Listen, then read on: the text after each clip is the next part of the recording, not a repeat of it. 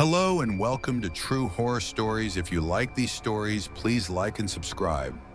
Let's start our story.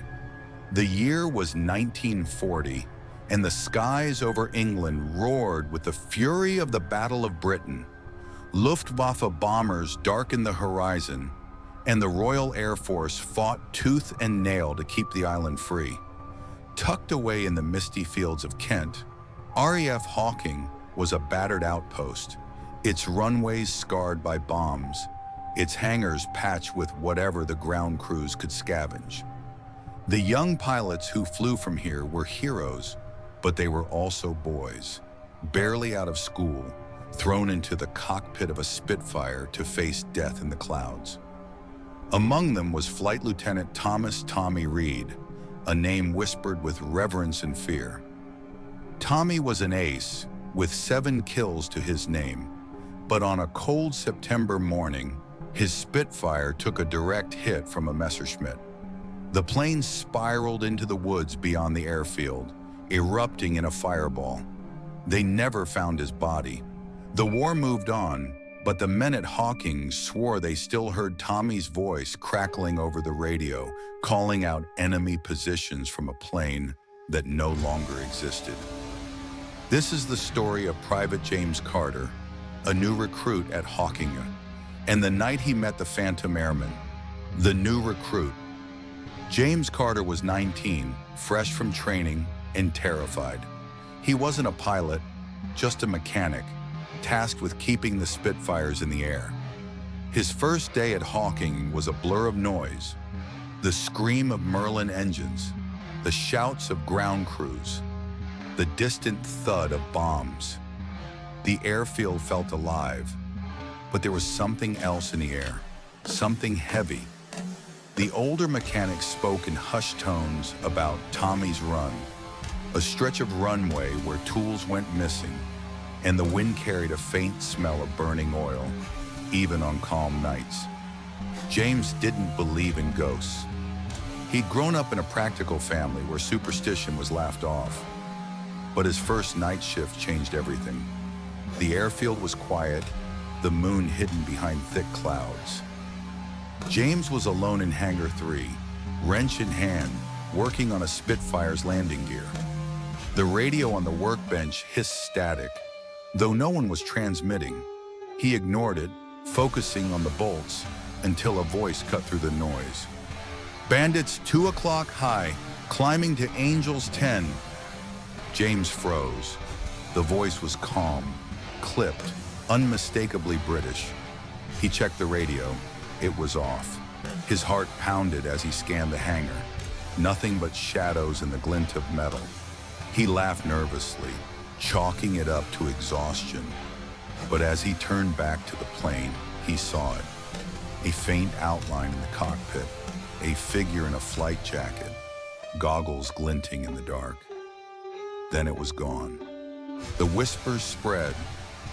The next day, James told his bunkmate, Eddie, about the voice. Eddie, a wiry cockney who'd been at Hawking for a year, went pale. "That's Tommy," he said. "Heard him myself last month.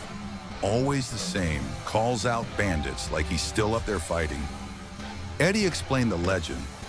Tommy Reed's Spitfire was cursed, tethered to the airfield by his refusal to leave the fight. Some said he was protecting Hawking. Others said he was trapped, doomed to relive his final moments. James didn't want to believe it, but the stories piled up. A pilot swore he'd seen a Spitfire with Tommy's tail number, HX-117, flying alongside him during a dogfight, only to vanish when he landed. A cook claimed she'd seen a man in a charred flight suit standing at the edge of the woods, staring at the runway. And every night, the radio in Hangar 3 crackled with Tommy's voice, always at 2:17 a.m., the exact time his plane went down. James tried to stay rational. He threw himself into his work, avoiding the hangar at night. But the airfield felt different now. The fog that rolled in each evening seemed thicker, the shadows sharper. He started noticing things. A cold spot near the runway, a faint burn mark on the tarmac that no one could scrub away. And every night, he dreamed of fire, of a plane spiraling through the sky, and a voice calling his name. The night of the fog. A week later, a massive Luftwaffe raid was expected. The airfield was on high alert, pilots scrambling to their planes, mechanics working double shifts. James was assigned to Hangar 3 again, alone, as the fog settled over Hawking like a shroud. The air was thick, the kind of fog that swallowed sound and light. He worked quickly, trying to ignore the creeping dread. At 2:17 a.m., the radio crackled. "Bandits, 12 o'clock, low and fast." James's hands shook as he dropped his wrench. He turned to the radio, but it was unplugged, the cord dangling uselessly. The voice came again, louder, urgent. "They're coming, Carter. Get the planes up." James stumbled back, his breath catching. How did it know his name? He ran to the hangar doors, peering into the fog. The runway was invisible, but he heard it. The low drone of engines, not Spitfires, but something heavier. Bombers. The Luftwaffe was closer than anyone thought, hidden by the fog. He sprinted to the control tower, shouting for the alarm, but the officer on duty laughed him off. "No one's flying in this soup, lad. Go back to your post." Desperate, James returned to the hangar. The radio was silent now, but the air felt charged, like a storm was brewing. Then he saw it, a Spitfire at the end of the runway, its silhouette faint in the fog. Its tail number glowed faintly, HX-117, Tommy's plane. The cockpit canopy slid open, and a figure beckoned to him. James's legs moved before his mind could catch up. He climbed into the cockpit, the leather cold under his hands. The controls were scorched, the glass cracked, but the plane hummed to life. He wasn't a pilot, but something guided his hands, steady and sure. The Spitfire rolled forward, cutting through the fog, and lifted into the sky. The ghostly flight. The world outside the cockpit was a blur of gray. James's heart hammered, but the plane flew smoothly, as if it knew the way. The radio crackled again. "Stay on my wing, Carter. We've got work to do." It was Tommy's voice, calm and commanding. James looked to his left and saw another Spitfire, its wings wreathed in faint flames. A man's face stared back from the cockpit, half hidden by goggles, his eyes burning with purpose. They climbed higher, breaking through the fog. Below, James saw them, 6 Heinkel bombers, their black crosses stark against the moonlight. No one at Hawking had seen them coming. Tommy's voice came again. "Take the lead, Carter. I'll cover you." James didn't know how to fight, but the plane responded to his thoughts, diving toward the bombers. Tracer fire lit up the night as Tommy's Spitfire opened fire, tearing into the enemy formation. James followed, his hands shaking on the stick, but the plane seemed to aim itself, guns blazing. One bomber erupted in flames, then another. The rest scattered, their bombs falling harmlessly into the fields. As the last bomber fled, Tommy's voice softened. "Good work, lad. Now get her down." The Spitfire descended, gliding back to the runway.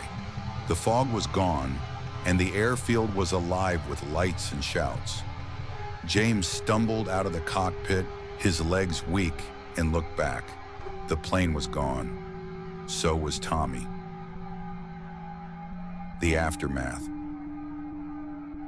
The next morning, the airfield was abuzz. 2 Luftwaffe bombers had been shot down, their wreckage found miles from Hawking. The pilots swore no one had taken off that night. The fog was too thick. James tried to explain, but no one believed him. There was no record of a Spitfire with tail number HX-117 in the air, and the hangar log showed James had been alone all night. He never heard Tommy's voice again. The radio in Hangar 3 stayed silent, and the burn mark on the tarmac faded.